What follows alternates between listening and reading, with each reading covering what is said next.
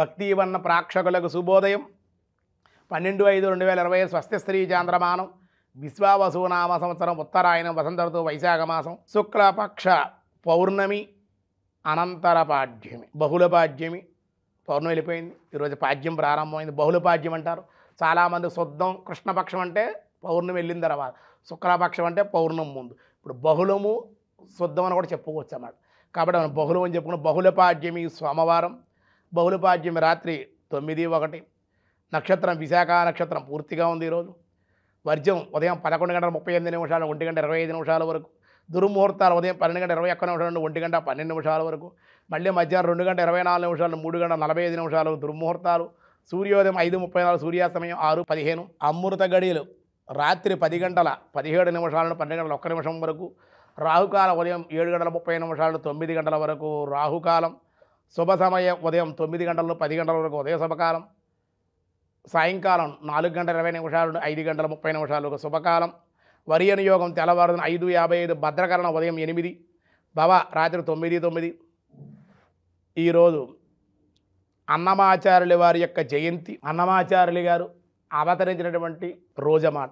అంటే కలౌ స్మరణాన్ముక్తి కలౌ కీర్తనం అన్నారు. కలియుగంలో తరించాలంటే భగవంతుడు స్మరించాలి, భగవంతుని కీర్తననే కీర్తిస్తూ ఉండాలి. అలా కీర్తన ద్వారా కూడా భగవంతుని తరించవచ్చు నిరూపించినటువంటి వాడు అన్నమయ్య.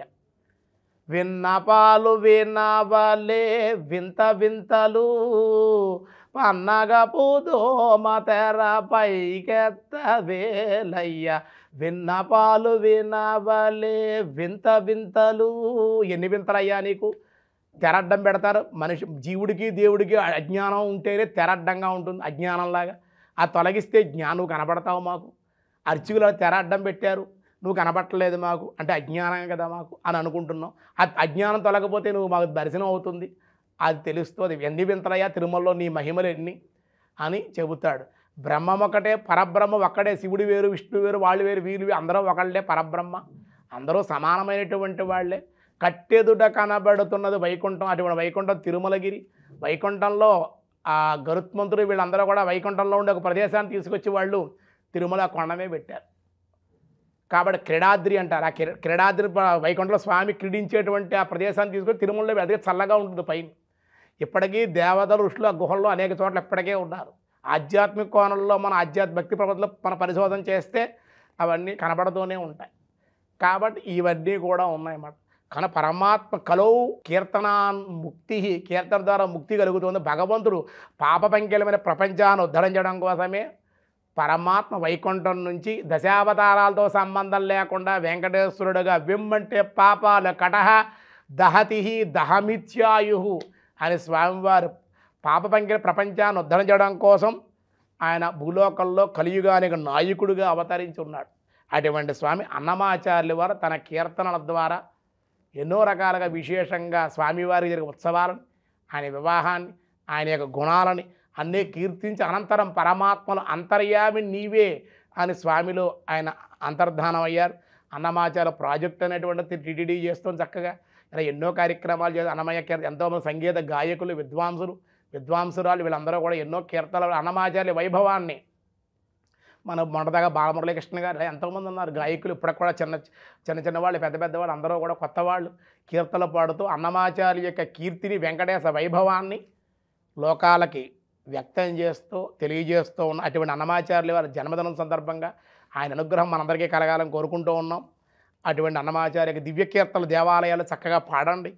విష్ణు దర్శనం పారాయణ చేసుకుని అనంతరం అన్నమాచార్య కీర్తనలు చక్కగా మీ దేవాలయాల కీర్తన ద్వారా అందరూ కూడా తరింపచేయండి. దినారంభ చక్రంలో ఈరోజు ముందుగా మేషరాశి వారికి గృహ జీవితానందం, అప్రయత్న కార్యసిద్ధి.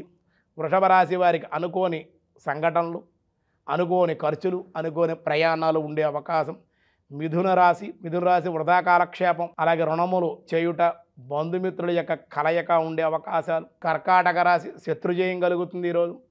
బంధుమిత్రుల కలయిక ఉంది. ఉన్నతమైన విద్యాస్థలాల్లో సీట్లు పొందే అవకాశం, విద్యాభివృద్ధి ఉంది. సింహరాశి వారి స్వదేశీ ప్రయాణాలు, విదేశీ వస్తువులు కొనుక్కొనుట, విదేశాలకు రావాల్సిన ధనం అందుట, ధనం అనవసర వ్యయం చేసే అవకాశాలు, పొదుపును పాటిస్తే సింహరాశి వారికి ఈరోజు చాలా మంచిది. కన్యారాశి స్త్రీ మూలకంగా సమస్యలు, వృధా కాలక్షేపం చేసే అవకాశాలు ఉన్నాయి ఈరోజు. అలాగే వృశ్చిక రాశి మానసిక భయము, ఉద్యోగంలో సమస్యలు, అధిక ఖర్చులు. ధనస్సు రాశి వ్యాపారంలో మిశ్రమ లాభాలు ఉంటాయి. జాయింట్దారులతో కొంచెం ఇబ్బందికరంగా ఉండే అవకాశాలు ఉన్నాయి. మకర రాశి వ్యాపారాల్లో సమస్యలు, ఆందోళన, కొంచెం బంధుమిత్రుల వల్ల ఇబ్బందులు, ధనం రొటేషన్ చేయలేక ఇబ్బంది పడే అవకాశాలు. కుంభరాశి కుటుంబ సమస్యలు తీరుట, బంధుమిత్రులతో లాభాలు, శుభకార్య నిమిత్తమే ధనం ఖర్చు పెట్టే అవకాశాలు. మీనరాశి సమర్థవంతంగా పనులు చేస్తారు, గుర్తింపు పొందుతారు, పై అధికారులు మెప్పు పొందే అవకాశం, ప్రమోషన్లు పొందే అవకాశం, కుటుంబ ఆనందం ఉండే అవకాశం. విష్ణు సహస్రనామంలో ఈరోజు వ్యాసాయ విష్ణు రూపాయ వ్యాస రూపాయ విష్ణవే ప్రమాణం ఓం ప్రమాణాయ నమః. సకల ధర్మాలకు, శాస్త్రాలకు, జ్ఞాన విజ్ఞానాలకు నారాయణుడే ప్రమాణం. ఆయన నుండియే సమస్తము కూడా విస్తరిల్లింది. సకల శాసనాలు నిర్మితములగుట చేత ప్రమాణాయన భగవంతుడే ప్రమాణం. ఆయన నియమించాడు.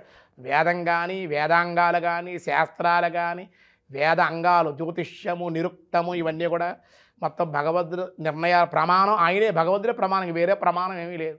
అందుకే హైందవ సాంప్రదాయంలో రుజువులు ఉండవు, సైన్స్ లాగా. అనుభవం.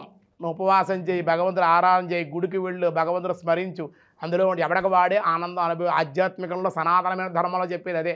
ఎవడక వాడు అనుభవపూర్వకంగా తెలుసుకోవాలి తప్ప సైన్స్లో రుజువులు ఏమి ఉండవు. ఎవడక వాడు రుజువు ఉంటుంది, అనుభవిస్తే కనుక ఎవడక వాడు తెలుసు. ఈ పూజ చేస్తే, ఈ గుడికి వెళ్తే, ఈ దానం చేస్తే, ఈ ధర్మంగా ఉంటే, సక్రమమైన మార్గంలో ప్రవర్తిస్తే, తన కర్తవ్యం తాను నిర్వహిస్తే ఎంత ఆనందం కలుగుతుంది ఎవడక వాడు తెలుసుకోగలుగుతాడు. అది ఆధ్యాత్మిక సాధనలో అటువంటి ప్రమాణం పరమాత్మే అని విష్ణు సహస్ర స్వామిని కొనియాడారు. మిగతా విషయాలు చూద్దాం. ఈరోజు స్వస్తి.